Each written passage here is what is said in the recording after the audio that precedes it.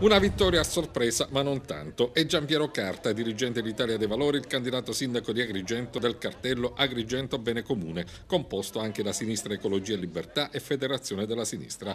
Carta ha vinto le primarie celebrate ieri e che ha visto una massiccia partecipazione di gente che si è recata al gazebo di Piazza Cavour. Carta ha ottenuto 510 preferenze, staccando di oltre 200 voti Lillo Miccichè, ex deputato e consigliere comunale, fermatosi a 301. Il derby a femminile tra Ausilia Celso e Marcella Carlisi è stato vinto dalla prima, che ha ottenuto 190 preferenze contro le 58 dell'altra candidata. Al di là di tutto resta il dato relativo alla partecipazione dei cittadini, segno di un bisogno di partecipazione della gente comune alle scelte politiche della città. Non ci ha sorpreso tantissimo perché ce l'aspettavamo, tant'è che abbiamo già stampato 1500 schede per aspettare la gente e il tempo, come sapete, è stato purtroppo infelice.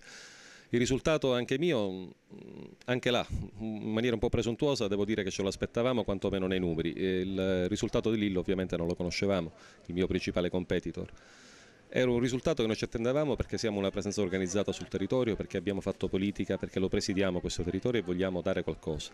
Archiviate le primarie, adesso l'obiettivo è quello di fare fronte comune tra tutti i partiti del cartello di centrosinistra per la scalata a Palazzo dei Giganti. La vittoria comunque di una squadra, perché noi abbiamo vinto tutti, io sarò l'opzione che abbiamo scelto, ma Lillo Miccichè, Nello Amel e tutte queste nuove energie che abbiamo saranno tutte squadre, perché questa città ha bisogno di tanto, di cuore e di intelligenza.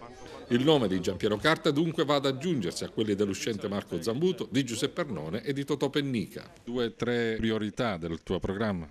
Ce n'è una che è fondamentale, secondo me. Questa città ha bisogno di cultura.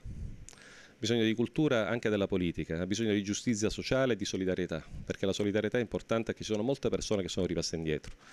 Perché credo che sviluppo e progresso non siano la stessa cosa. Noi non abbiamo neanche lo sviluppo, figurati il progresso, che lo sviluppo talvolta lascia indietro gli ultimi. Ma tra i problemi tecnici della città, uno che mi viene adesso fondamentale è quello del bilancio. Cioè noi abbiamo un bilancio dissestato, senza soldi non si può fare nulla, non si può fare nessun progetto, restano tutti sogni. Quindi bisogna avere la capacità di entrare dentro, di offrire la capacità di vedere le cose dal profondo e non soltanto dalla superficie di una campagna elettorale. Non servono i proclami, servono persone oneste, competenti, che provino a fare quello che c'è scritto nella nostra lista, il bene comune di Agrigento e non il bene privato di pochi. Questa città troppo spesso ha visto i vincenti già pronosticati e poi vincenti alle urne, però ha visto spesso perdere la città.